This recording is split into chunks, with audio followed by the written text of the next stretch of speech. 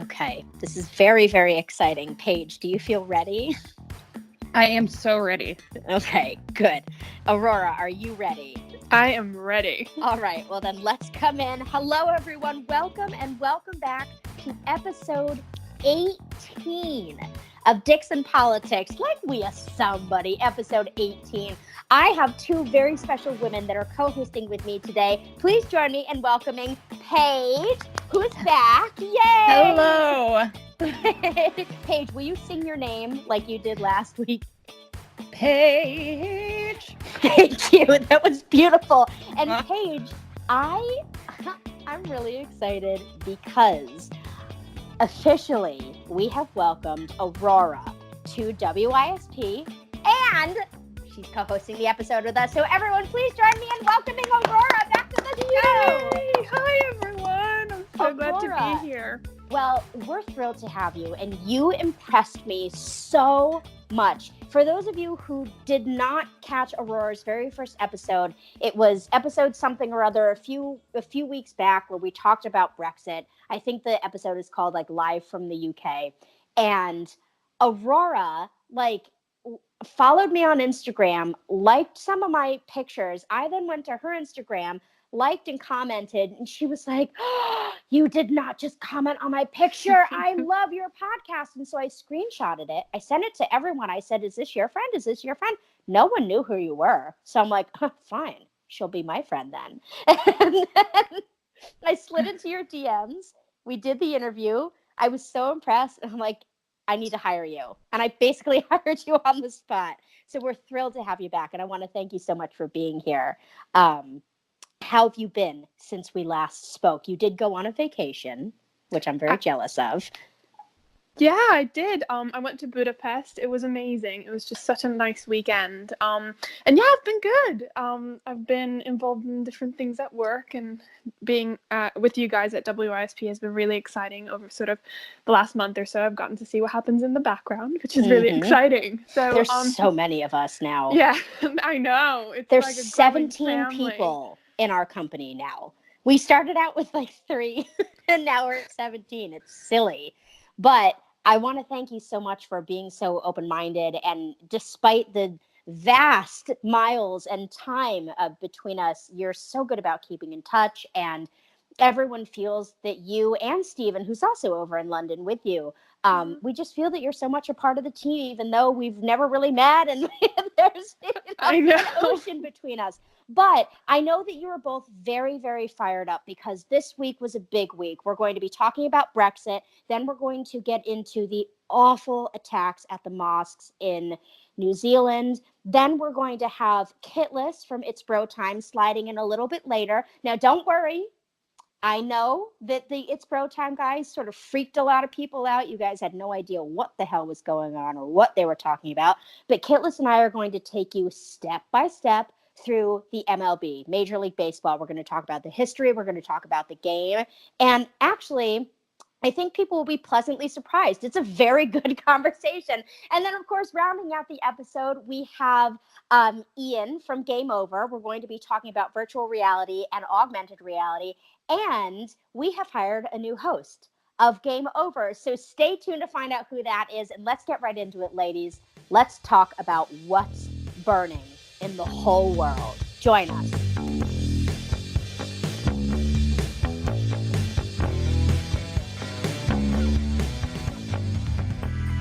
Aurora, my dear, it seems every time I go on Instagram, you're posting a story of you in front of your television having a full-on meltdown.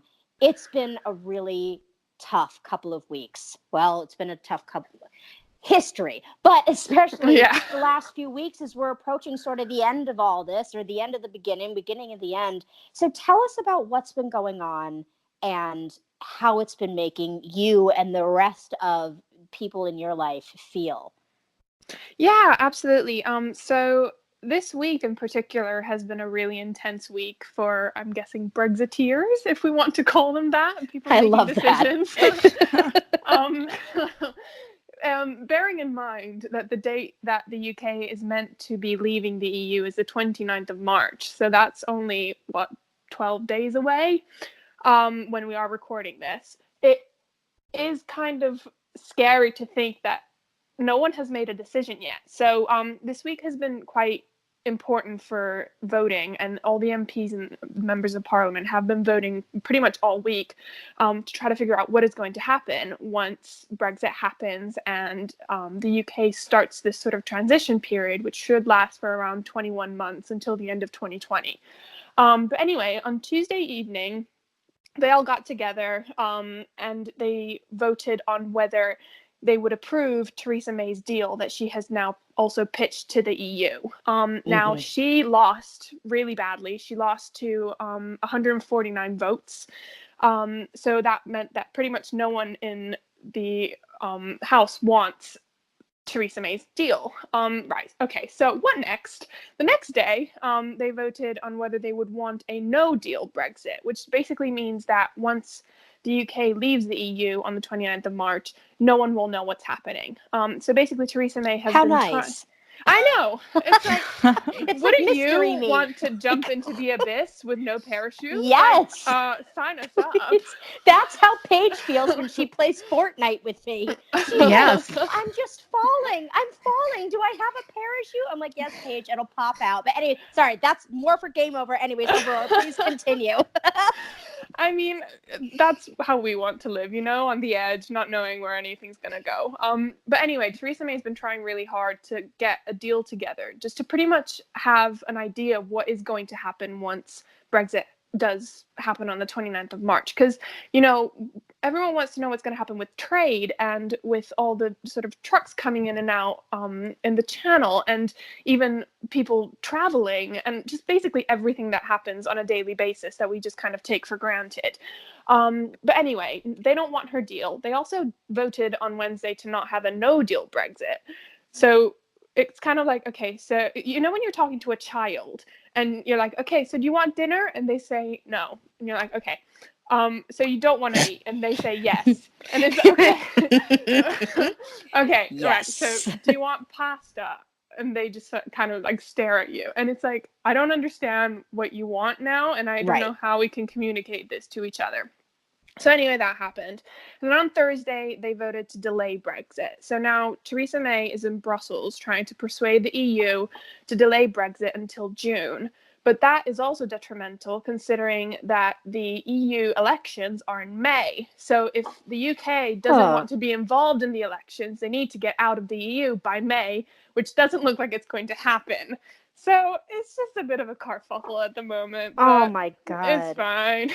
So, all right. So again, and I'm asking for people who didn't catch your episode, what's the worst case scenario of all of this? Well, unfortunately, at this point, no one really knows. Everyone is kind of just confused. And what they are trying to, basically, the big deal that they're making out of this, and the big problem that people have, is that the only physical barrier that the UK has with the EU is in Ireland. So it's between Northern Ireland and the Republic. And they don't want to put a physical barrier, so like have actual like our wall. Yeah, exactly. Like a wall. Or like an actual border with police there, because it's pretty much just free now. Everyone can circulate normally. But they don't want the barrier, but they also don't want it because it wouldn't make sense, and it would be detrimental not having a barrier there if the UK is not part of the EU. So basically that is the main issue that they're having right now, but they can't find a solution. So it's kind of like being in limbo. But to go back to your question, the worst case scenario, I guess, would just be leaving, I think, with no deal, because that just means that everything is a go. Anyone can do pretty much anything that they want, and that would delay everything. It would delay trade, it would delay businesses working, it would delay travel.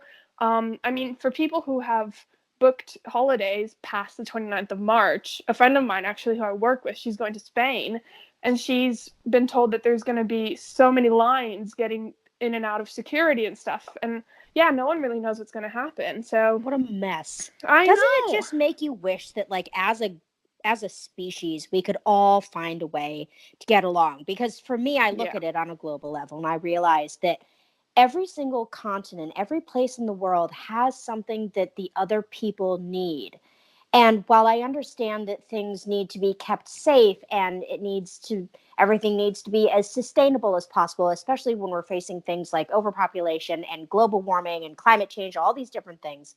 I get that. I get that there needs to be Yeah. processes in place, but doesn't this make you wish that we could all just put down our pitchforks and find a way to get along with one another? 100%, 100%. And I feel like sometimes with stuff like this, people need to look at the bigger picture. Like you said, there are people starving in the world, and eventually we are all going to end up killing ourselves if we don't stop using plastic. And I'm just here sitting Do you watching want to come TV. co-host Microscope with us? Yeah, And just literally. shout that everyone needs to stop using plastic.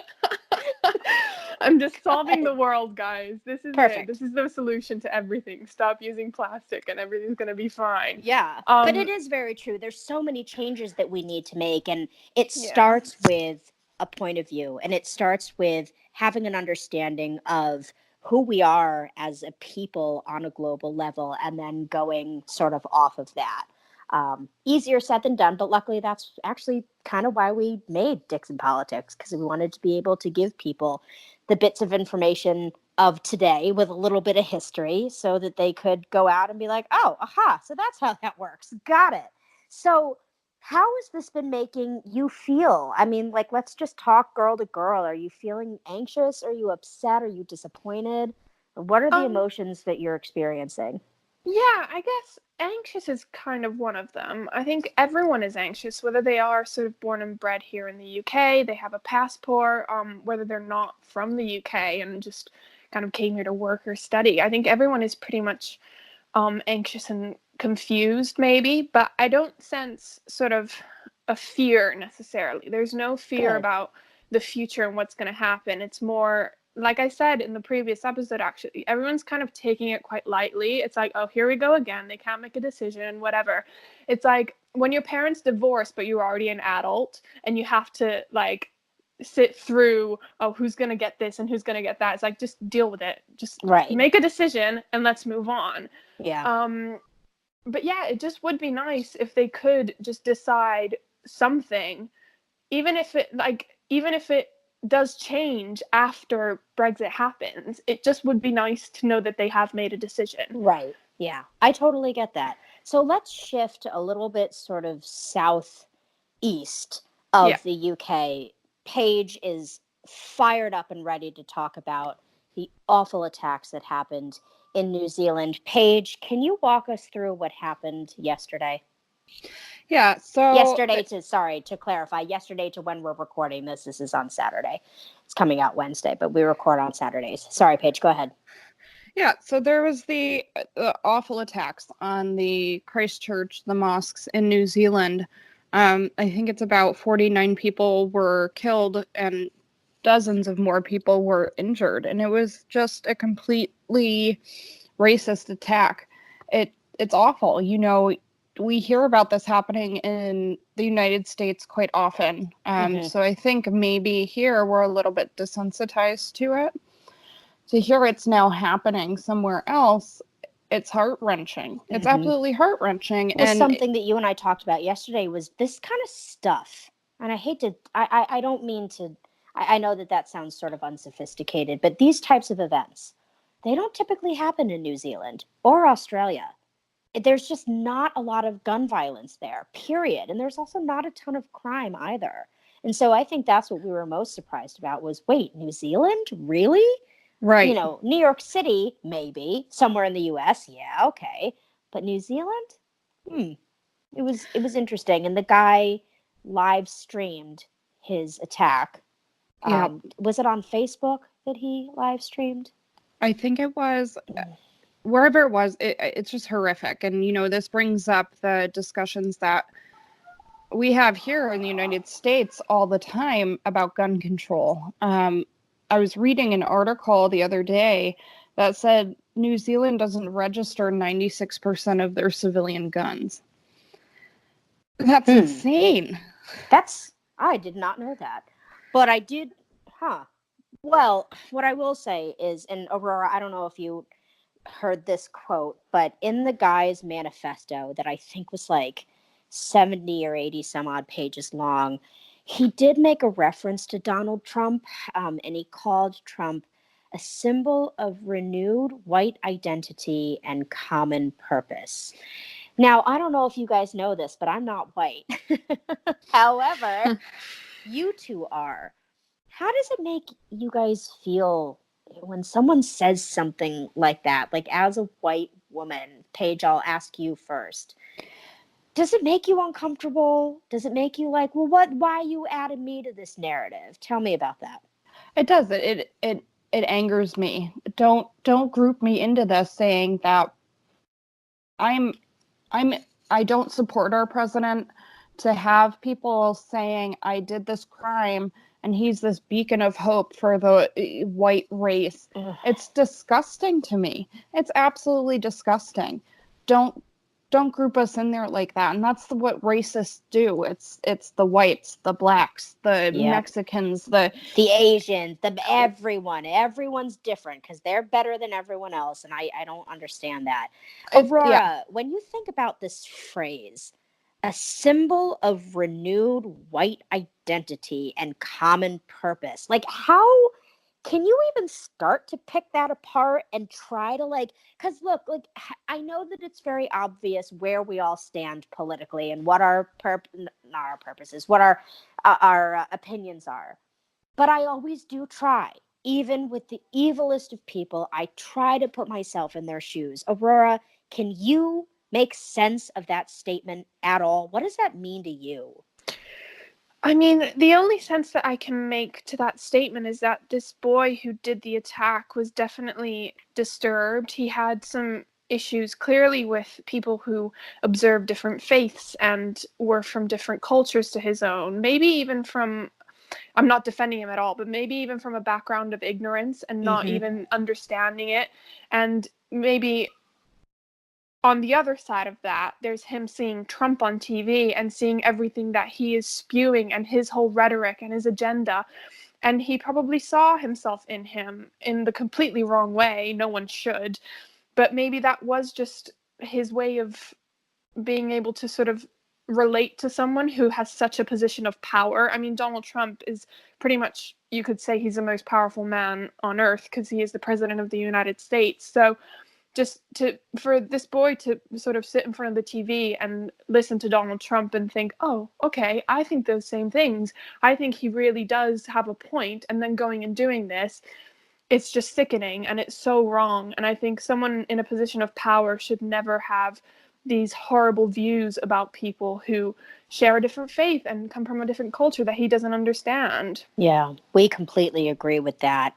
It is very scary. And oh God, I shudder. I don't know. So first of all, of course I feel for the people and their friends and family and everyone in the neighborhood. And I dated a young man from New Zealand years ago, and I emailed his father yesterday just to sort of say hi and let them know I'm thinking of them. Yeah. But what I also think of in this situation, because, so Paige and I last week when we reported on the Michael Jackson documentary, we sort of felt like everyone was saying the same thing, right? Oh, this is terrible. Why didn't they come forward sooner? Whatever. What we wanted to focus on was the mothers during that interview and why they were laughing. They were laughing throughout their whole interview. It was wild. So I want to do the same thing here. Of course, we feel for the families and we're thinking of the entire nation. But you know who I also feel for? Are the people who stumbled across the live stream, who did not want to be there. Yeah.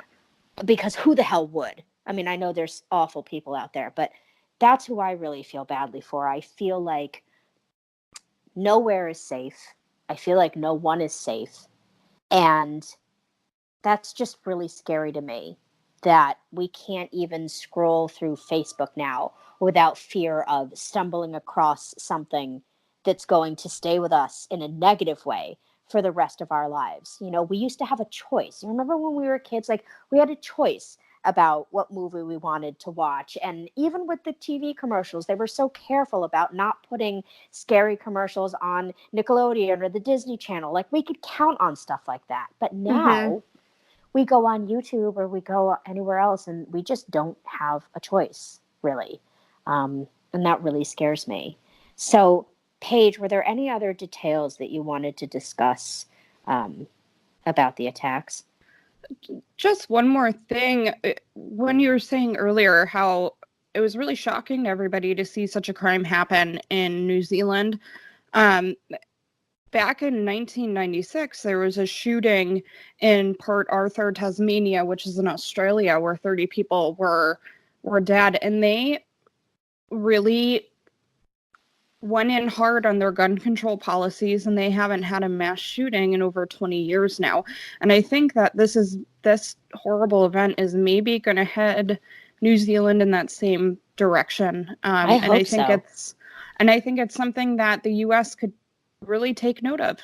Absolutely. I completely agree. I am 100%. We talked about gun control very early on in season 1 when we started this show, and sort of the consensus was, if I had to use, one of our former hosts said, if I had to use a gun in some sort of an emergency situation, yes, I would like to know how to use one properly, but I'm not going to go and seek one out.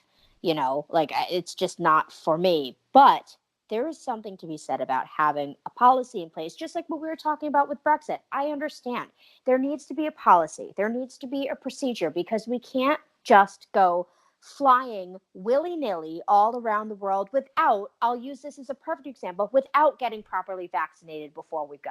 Like, we can't just go to Africa. I'm sorry, but we can't. We must go to the doctor first, and we must get immunized. Or, you can't just go to, I don't know, somewhere else in the world without, knowing that you're going to be at a high altitude and that you're not going to be able to breathe. So you need to kind of acclimate. Like, we can't just go willy-nilly. There have to be processes in place. But I do think that there is a lack of process for gun control in the U.S. that does need to be addressed. Aurora, what's gun control like in the U.K.? Are there a lot of, is it strict? Is it sort of a free-for-all? Tell us about that.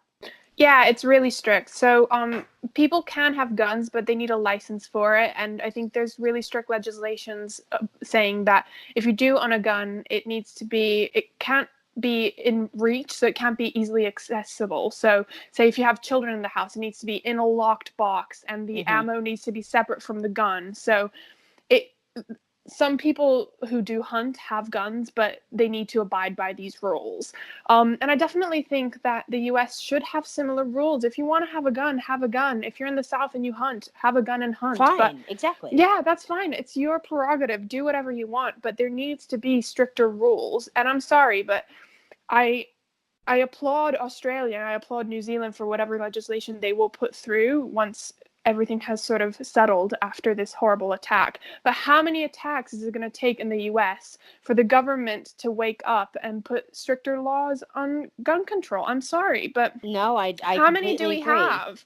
And also, like, why has nothing really been done? Is our government so corrupt that we literally just can't get things done? Like, I was talking to one of my friends about this, and he's like, look, DC is just like Hollywood. Like, Dana said it when she was on an episode of, I think it was When I Knew. She's like, or maybe it was when she was on Dixon Politics. She goes, LA is a city of favors.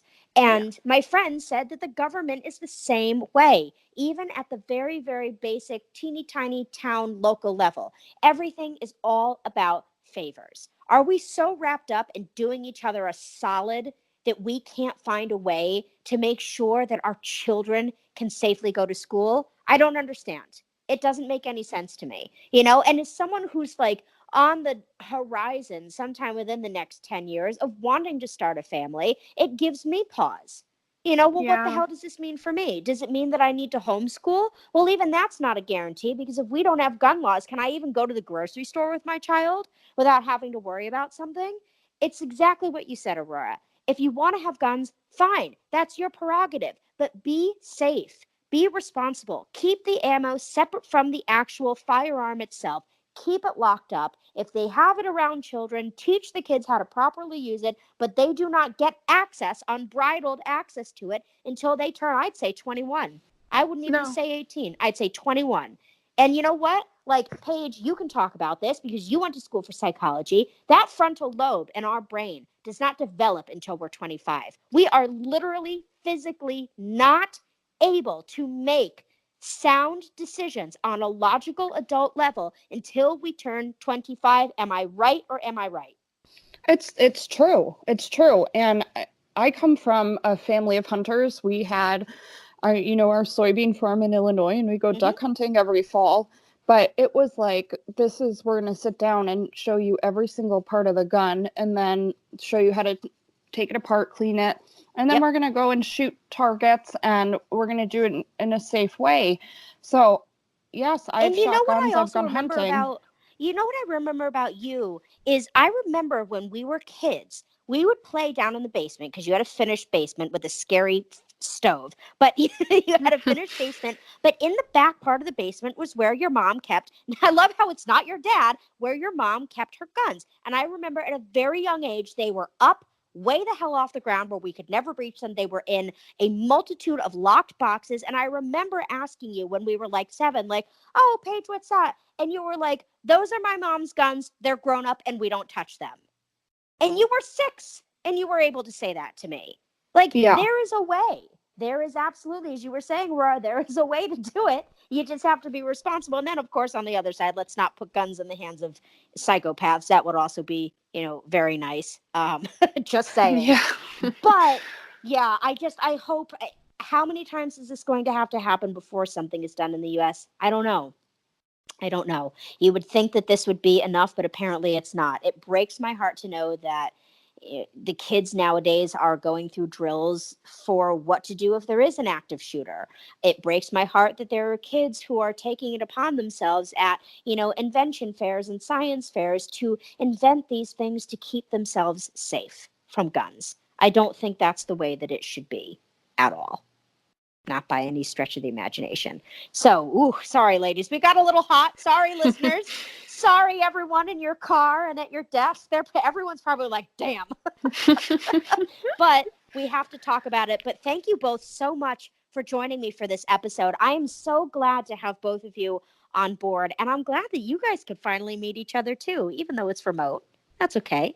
It's all the same. No, that was so much fun. I had a great time. Me too. And you guys are so good at doing your research ahead of time. You're so cute. Like, they're like, no, we're ready. We've done our research. Or like, Paige is like, I'm going to brush up on my knowledge tonight. I'm like, you go, girl.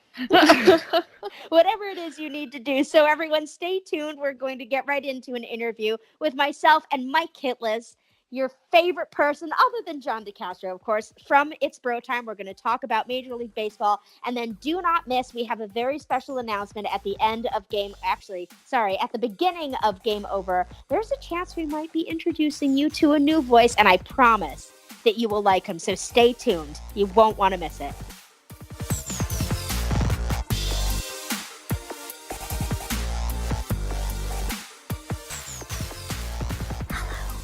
Welcome to a very special ASMR edition of It's Bro Time. You've got me, Samantha. And this is the hardest thing I've ever done in my life, that I have to whisper when normally my volume's at like a 12. This is Mike Kitlas. And we are coming to you live from New York City, where we are caffeinated. I have to do this whisper. Do you know how hard this is? We are caffeinated. We are opinionated. And we are separated today.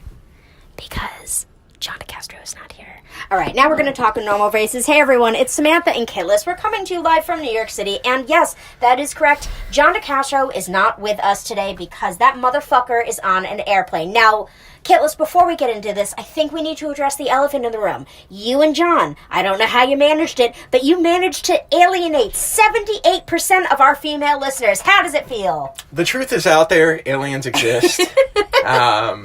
I believe that there is intelligent life out there, and I am not part of that intelligent life, clearly. No, he's not. But we love you all the same. But no, seriously, I don't know what the problem was. I think that a lot of the feedback we got was that you and John sounded like the hot, rich, bro-y guys at the bar that would never, ever want to talk to anyone that's not in like your inner circle or looks like a supermodel, and that is literally the exact opposite of who you guys are. Could not be more opposite of who we are. I am hairy, I am weird, I am awkward. You are all of those things. I am entirely those things. I encapsulate awkwardness. You do, but I'm here to rehabilitate your image a little bit. So if you guys turned into Dicks and Politics last week, then you'll know that I had to insert myself into the Game Over Guys segment because they did a little bit of alienating of their own. I think that the ladies were like, who are these guys and what are they talking about? So I'm going to do the same thing for you and John because I care.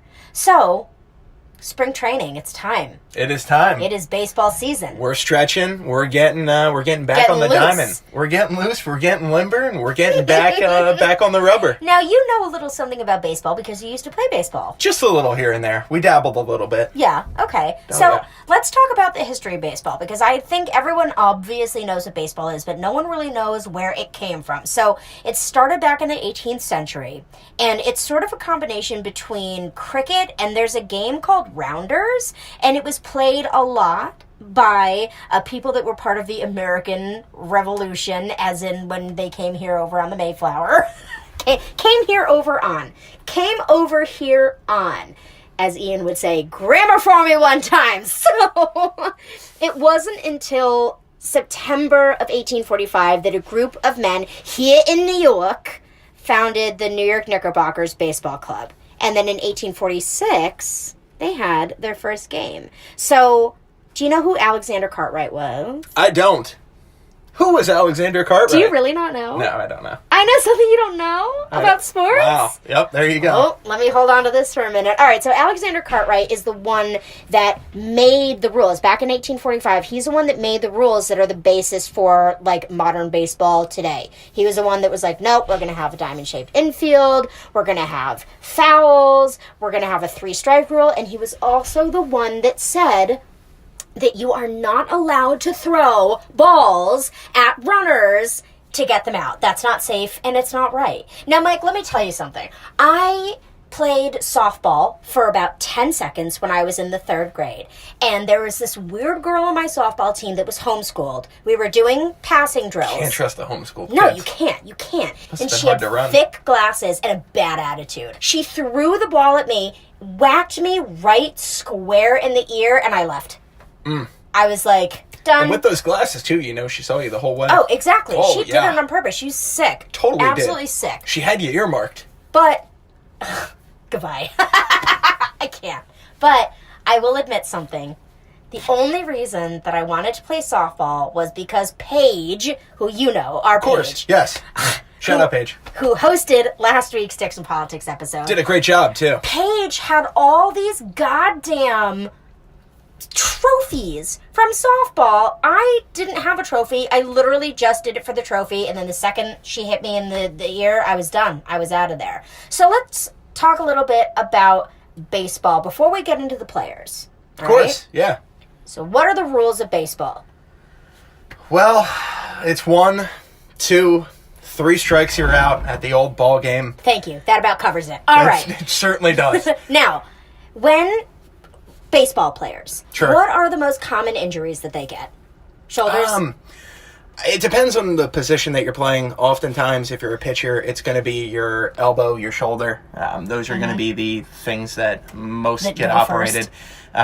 There's a very common surgery that a lot of pitchers end up getting done to them. It's called Tommy John surgery. It's named after the pitcher for the New York Yankees that was the first one to really have this done successfully, where he came back throwing stronger. In essence, after your elbow goes, they take a ligament from either a cadaver or from your own hamstring. Mm-hmm. They drill through your elbow, and basically you're getting a muscle that's bigger and thicker, ladies.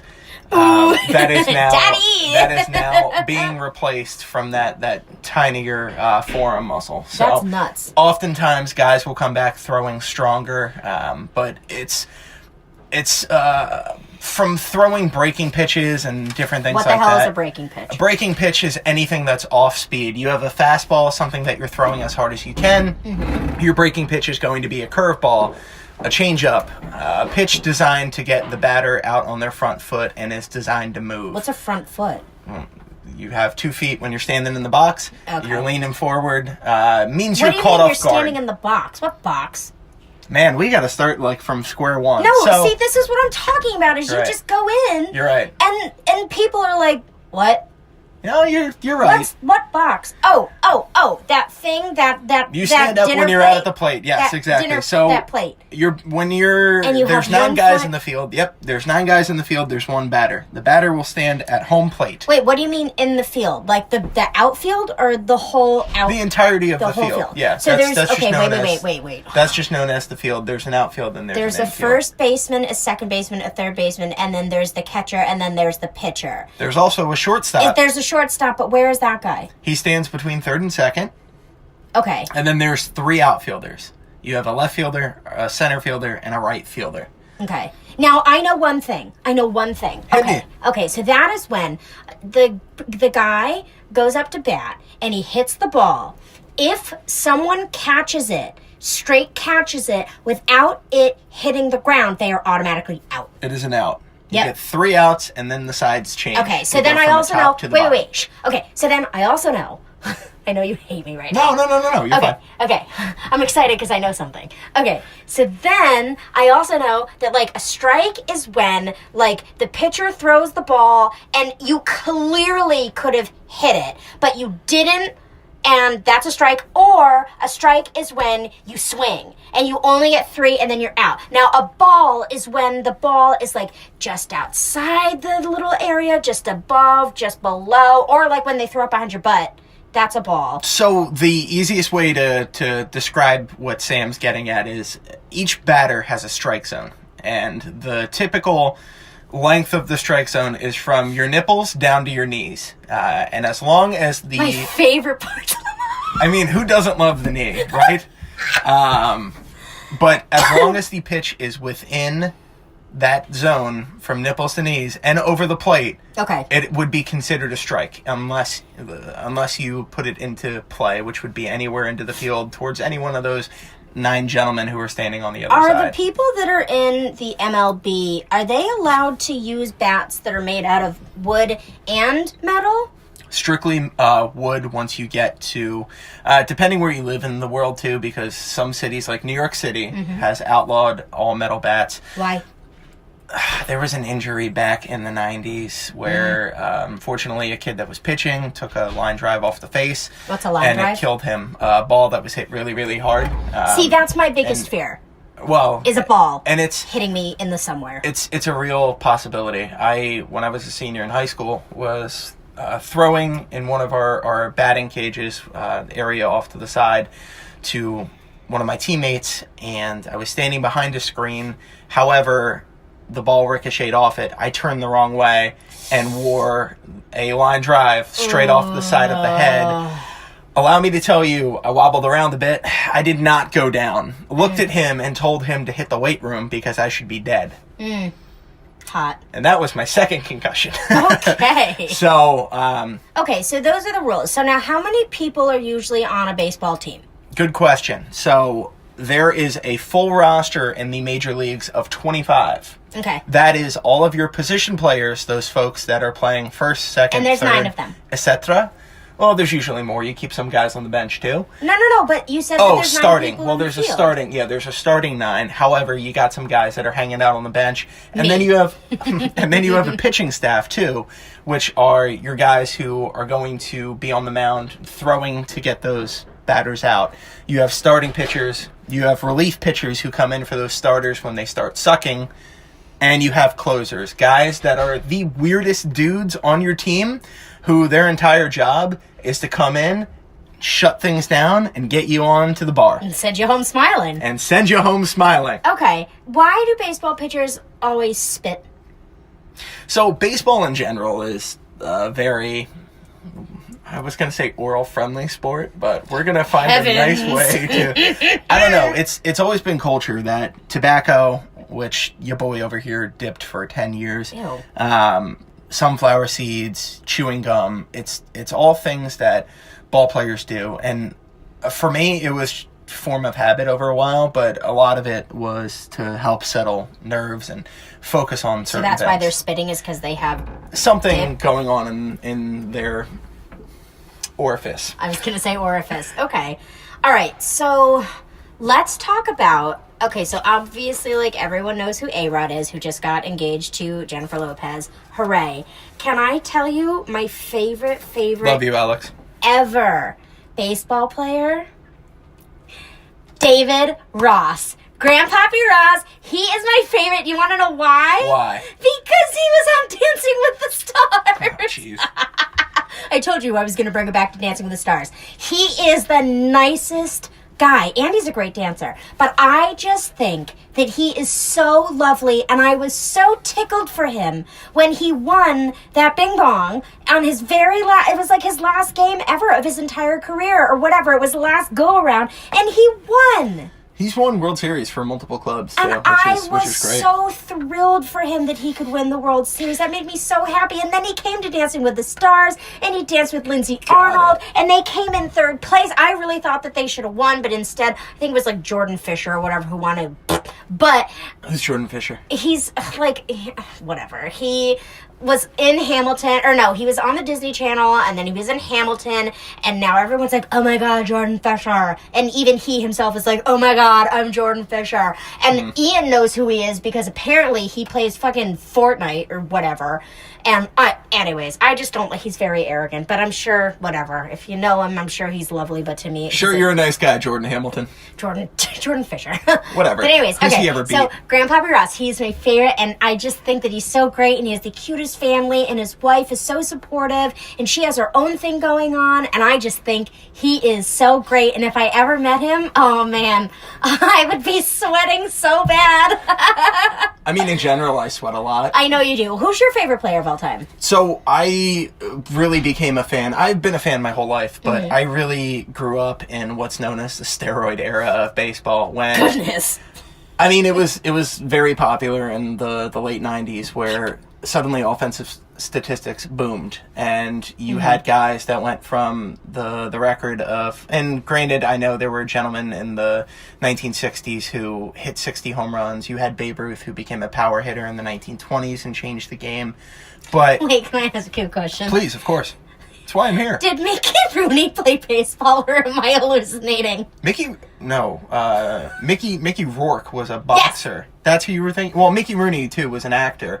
I think you're thinking my favorite all-time player, which is Mickey Charles Mantle from the New York Yankees, number 7.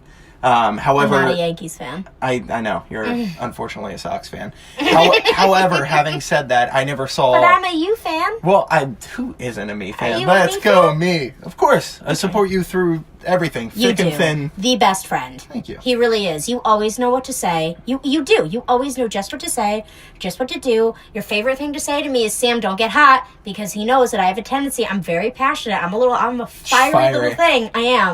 I am. And he's like, don't get hot. I'm like, I'm not. He's like, really? Because it sounds like it. I'm like, go away.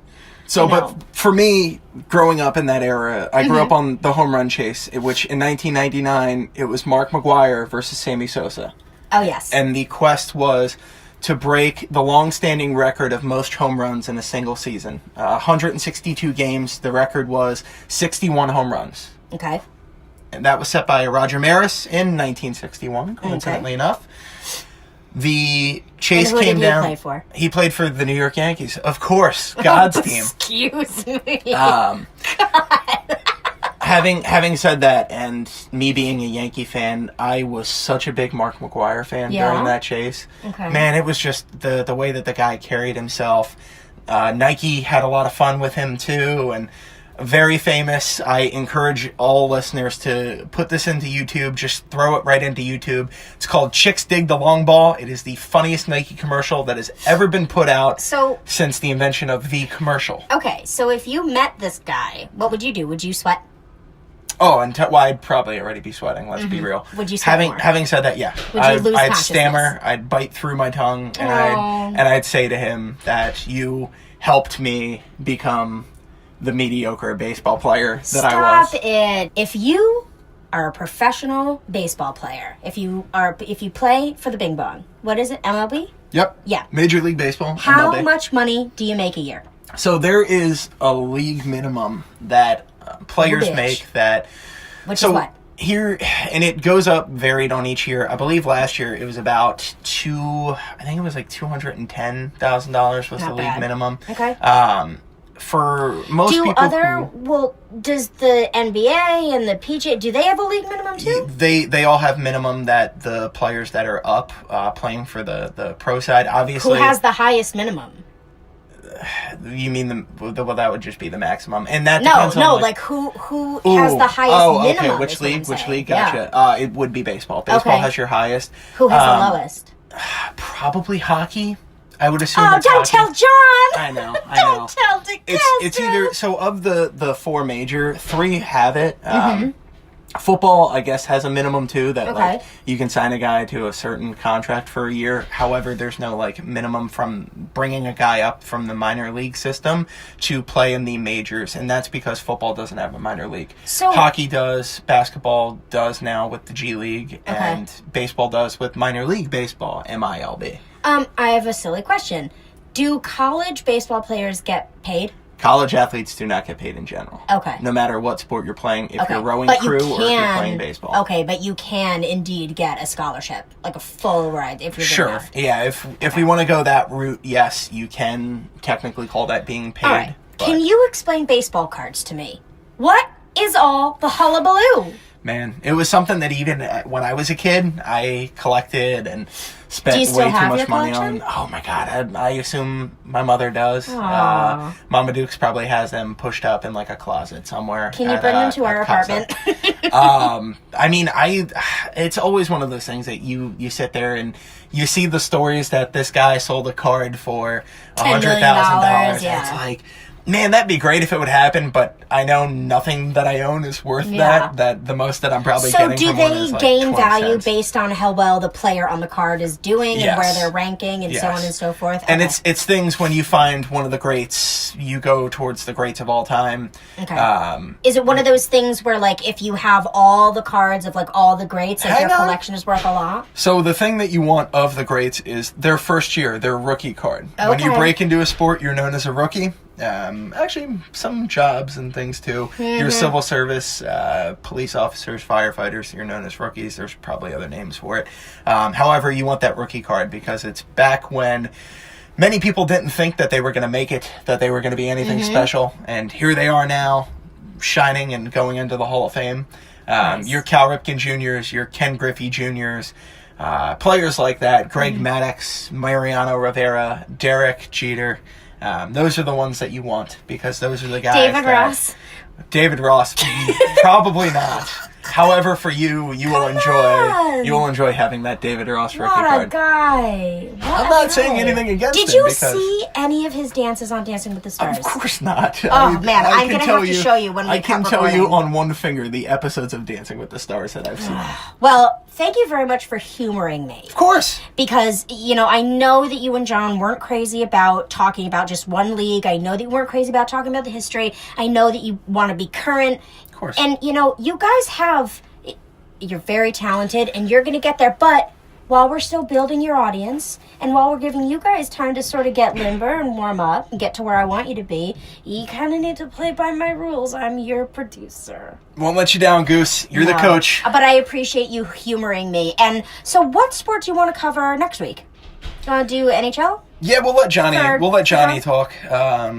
Johnny Slapshot. We'll let him get in here. Why do you call him that? Because Johnny is just great in general. Okay. And Slapshot is the hardest shot that a hockey player can pull off on the ice. So it's just a good term. And Johnny Hockey was already taken by a player on the Calgary Flames. Okay. So Johnny Slapshot it is. All right. Nobody wants to be a wrist shot. That's a weaker one. But it's more like controlled. Fine. We're going to bring y'all in deep. No. I promise you. That's how I like it. Sorry.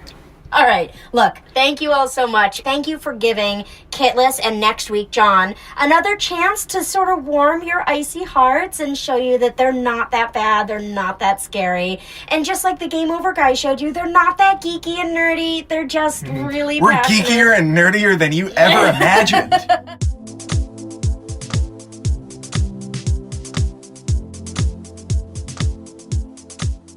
Welcome and welcome back, you guys, to Game Over on Picks and Politics. But Game Over will only be with us for about another month because if you have been paying attention and if you follow the guys on Instagram, which is at Game Over the Podcast, you will know that they are officially launching off into their own show on Thursday, April 11th. And then, Ian, how often will your shows be coming out? On a weekly basis. Are you serious? That's what you were just saying before. Ian, when is your episode coming out? I didn't sound like that, did Thursdays, everybody. Mark it on your calendars. Every Thursday. Yep, every Thursday is going to be Guys Day. And then I think the It's Bro Time guys are also going to be coming out on Thursdays, but not for a little while longer. I want to keep them close. I just can't let John and Kitlas go yet. But I think that you guys are more than ready to go. So you might notice that we sound a little bit different. So Stephen, our other co-host, who's from the UK, is moving into a new flat with his wife this week. We have said goodbye to Will, and we have ushered in someone new. So, ladies and gentlemen, hold on to your headsets, grip your controllers, and take a deep breath, because it is my pleasure to introduce you to one of your new hosts of Game Over, Kirk! Nice to be here, guys. Nice to be here. What an intro. Yeah, what hell of an Kirk, intro. how are you? God, I'm great. I'm flattered. That was like being announced at the X Games. That's exactly what I was going for. I really wanted it to have the same sort of robust effect. But Kirk, we're so excited to have you here. And you and Ian have a little bit of a history. You were together, then you broke up. I'm just kidding. You guys have been friends since you were in middle school. And I don't know why, but you decided to remain friends with him well into adulthood. So, Kirk, tell us a little bit about you. Who are you, and why do you love gaming, and where are you, recording from? Just give us a brief overview of you. Yeah. So I'm Kirk. I'm coming to you live from my desktop in my apartment in Hoboken. I've been gaming since I was a tiny little lad, playing Mario on the SNES. Yes. It's always been a passion of mine, and I'm super excited to have joined this podcast and kind of geek out every week with you guys.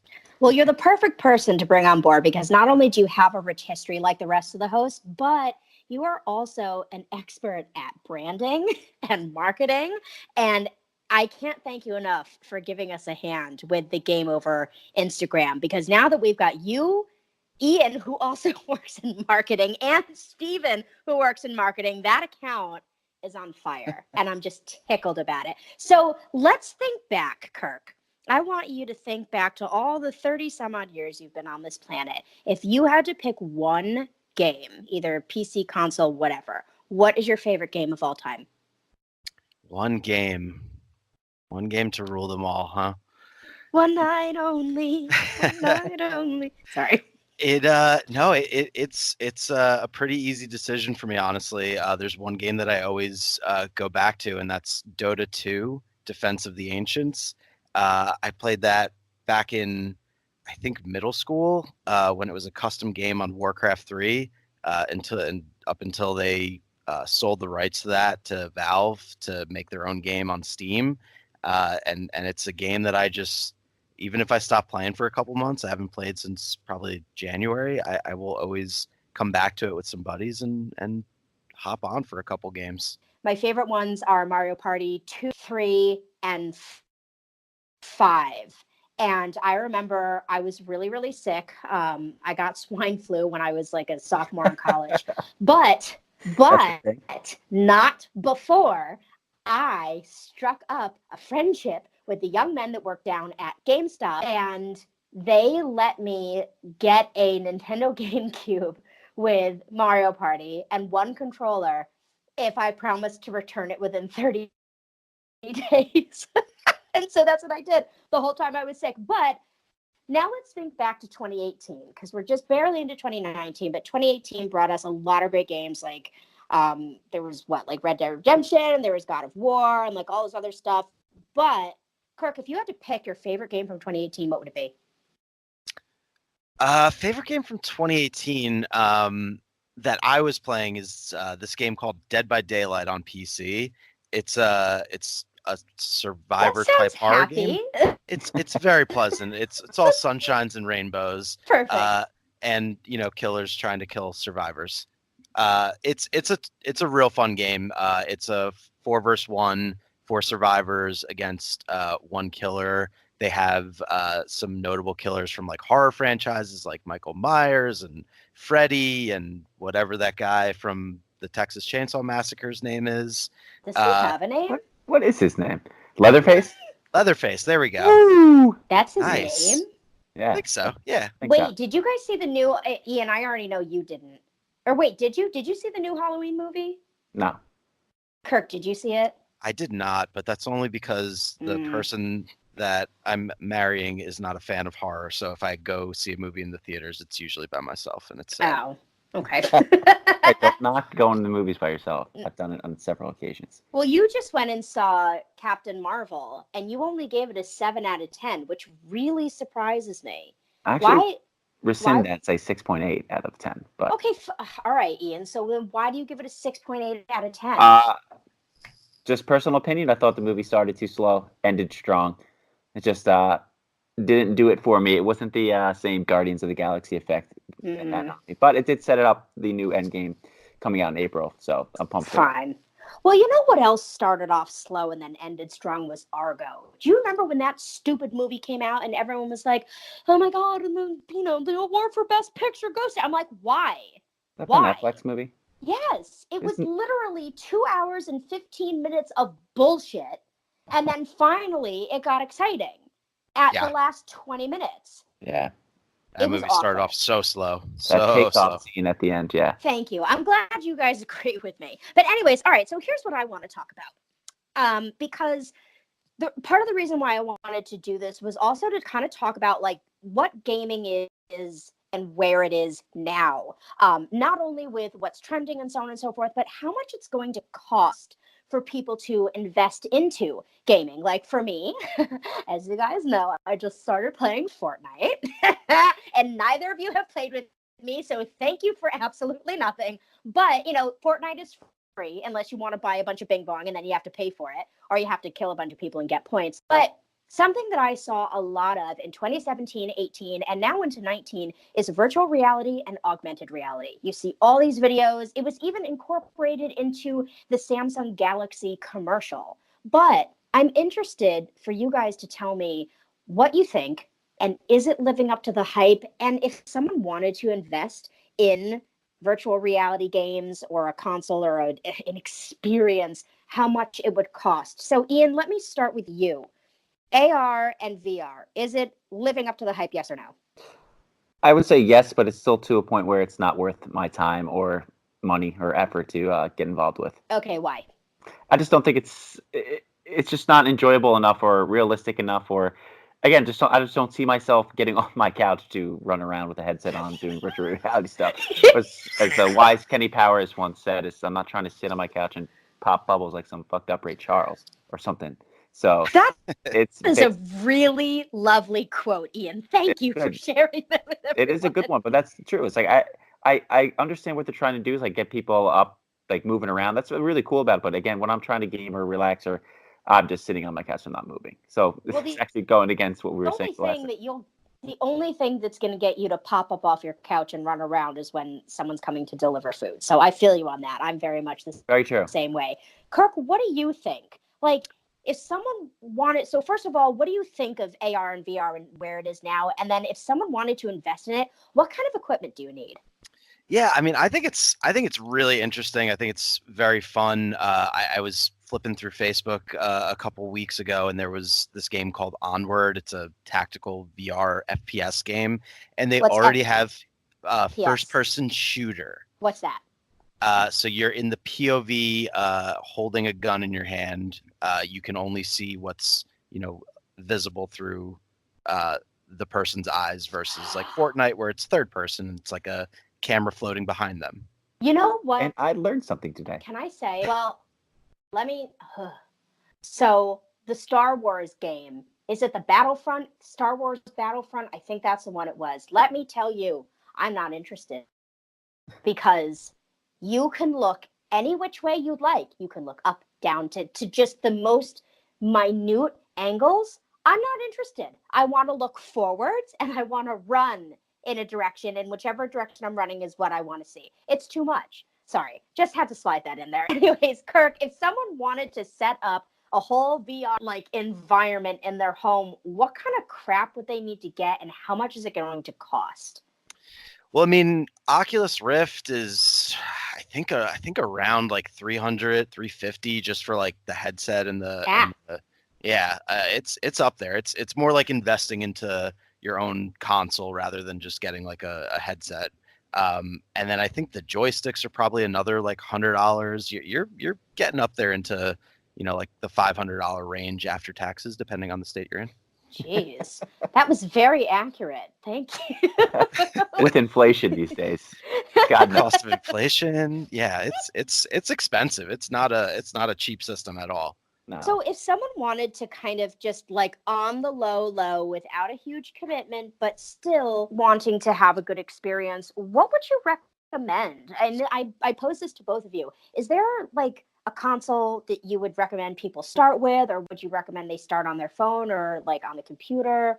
Like, how can someone just dip their toes into this to figure out if they even like it or not? This being gaming. I mean, in my experience, it would be like with PlayStation, they have their own like VR headset that you can get as not only like the console itself, it's an additional thing you have to pay for. So that's the one that I would probably get. But it's to the point where it's like, it's the investment's not worth it for me. It's one of those things where I can see myself buying it. It'll be cool for a week and then it'll be never used once again. So I'll just be sitting there. So Ian, you're having a very visceral reaction to virtual reality. What is it for you? Is it that the graphics just aren't realistic enough? Is it that you're just, when you think of gaming, because last week you said that it's a way for you to just disconnect and relax and chat with your friends. Like, is it just the whole element of the physicality that is, that's not palatable to you? What is it? Now that I'm thinking about it, it makes me sound terrible. But yeah, that's exactly it. I'm essentially lazy when it comes to this stuff. I don't want to put on a headset, jump around and move. Yeah, well, from various other things. But I'm just kidding. It's like, because again, like we mentioned last episode, is when I like playing games and hanging out with friends and just relaxing is kind of my main thing. And I'm not getting off work, putting on a headset, and then running a half marathon running around your living in my living room. So that's just not. So, Kirk, that's just not where I'm at. So I get it. So Kirk, I want to ask you. There was a lot of talk in 2017 and 18 about sort of finding a way to weave virtual reality into hospitals, particularly for veterans to help them with PTSD, or for people who are bedridden and either can't ever get up again or won't be able to for quite some time. What do you think? Do you think, so fine, Ian's made it very clear that he's not impressed with it so far. That's just me, though. But do you think that there could be, Kirk, some advantages to introducing virtual reality into environments such as a hospital or a place similar to that? Yeah, absolutely. Despite Ian's hatred of VR for some reason, because he doesn't want to. Were you aware of I'm coming off like this? I don't know. I had no idea he was this against VR. I'm shocked, but no, I mean it's more than just gaming. I mean there's ones where you can drop into like a jungle and just kind of look around and hang out. But other uses, I mean, a documentary I saw recently was they were doing it with inmates that were in, within a year or two of being released to, reassimilate them into society and kind of showing them what like the world kind of looks like now. I mean, I think, like you said, they use it with, PTSD veterans and helping them out with just getting over any issues that they might have. There's a ton of other uses for it. I mean, I don't think it's too far fetched to see in 10 years or so us kind of going into that that movie Ready Player One, kind of going into that realm where there's a whole that was world a great of movie. Yeah, crazy. it was a good one. Have you guys seen Black Mirror on, I think it's on Netflix? I've seen a few episodes, but Wait, did you guys see the video game one where he's like in that house? Did you see that one? My God, that one terrified me. Oh, it was so good. God, it was so did you see that one? no, the clear reason is because I don't want to know what happened. It's just probably seems What? scary. I don't know. I don't like that kind of stuff. It's too. Oh, honey, I'll anxious watch it with you. stuff. I'll watch it with you. All right. It's I'll watch okay. it So with for those of you who don't know, so Black Mirror is a series that's on Netflix, and it kind of looks at It's on the different BBC points of actually. society now. What? It's on the BBC actually. It's It's just streamed on Netflix. It's on BBC. Oh, that was Steven actually knows all about it. That was not bad. And then for this particular episode, it looked at video games and what could become of virtual reality and augmented reality in a worst case scenario. Kirk, give us an overview of since Ian is too scared to watch it. Kirk, give us an overview of what happened in that episode. I'll give you a play-by-play, because I don't think you'll want to watch it. I don't. But they essentially drop this guy into a Victorian style house. Yeah. And they start like going like into his brain as what is, what's most scary for him. And they start, actualizing it and bringing these like, I think he's afraid of spiders, and they bring out like a 10-foot spider into the house. Yeah, Ian's gone immediately after that episode. He's, nope, and out of that quick. It's like whatever it is that is his worst fear then becomes true. So then he's trying to like push against it and be like, no, I'm not scared. It doesn't matter though. And mind you, the house is also in the middle of nowhere. It's nighttime and it's a creepy looking house, and it was very much like the way that they shot it was also the same sort of look. Like if you weren't in FPS mode, I sound like such an expert, you guys. Look at you go. Sounds Look at so you. cool. Drop casual FPS bombs. Well, Adriana said the same thing. We were playing Fortnite last night. I'm like, okay, I said something and she goes, you sound like such a gamer. I'm going to hang up on you. I'm learning because I want to. But it was very much in the viewpoint of like, like if you're not in FPS mode or like if you are, but then you have other people playing with you, how you sort of look at people almost from like a diagonal above viewpoint. That's the same way they filmed it. So you really not only was the house designed to look a little bit gamey in some places, and it was down to the most minute detail of the set design, but the way that they angled the camera as well, it was very immersive and it was very scary. And if you want to get the shit scared out of you, then I recommend. And if you don't, then I do not recommend. So Kirk and I will watch it again, and Ian, we will call you when we're done. Yeah, I'm going to throw that on later today. That was such a fun episode. But it really also was. It kind of, begs the question, what other, with that kind of scenario, all these games from like way back when, like Resident Evil in VR, that would be wild. I would not be there. It scared me as a 10-year-old and playing it on a controller. If I had to, a zombie pop up behind me, I'd freak the fuck out. Yep. Did you guys see Wreck-It Ralph? Oh yeah. Not the second one. Pivot. Love it. Love it. I saw horror, and then we go to the Candace and Sunshine. Did you ever see fucking Wreck-It Ralph? Well, that's someplace like I would go there. Yeah, that's the arcade world. I would Riley's go into, so friendly. Where I wouldn't go is in the 007 game. There is nowhere to hide. I don't care how many twists and turns. That game. There is nowhere to hide. You know where else I wouldn't go? I wouldn't go into the Prince of Persia game. You couldn't pay me. You're walking along and all of a sudden there's spikes that come out of the floor. No thanks. Yeah, but it's very pretty. It's very pretty. It's very nice. And run on a wall maybe. That'd be cool. Yeah, that's kind of cool. Yeah, why not? Just no spikes. Well, Kirk, thank you so much for joining us. I'm so thrilled to welcome you to this show. And I think that between you and Ian and Steven, the three of you are really going to carry this and take this somewhere. And we're very lucky to have you. Thank you for joining us. Great. Well, all right. So, Kirk, it is your rite of passage as an official host. Ian and I will start because we do it all the time. We're going to close out this episode. Ian, are you ready? We're going to get it right this week. Are you ready, Ian? Honestly, no, but sure.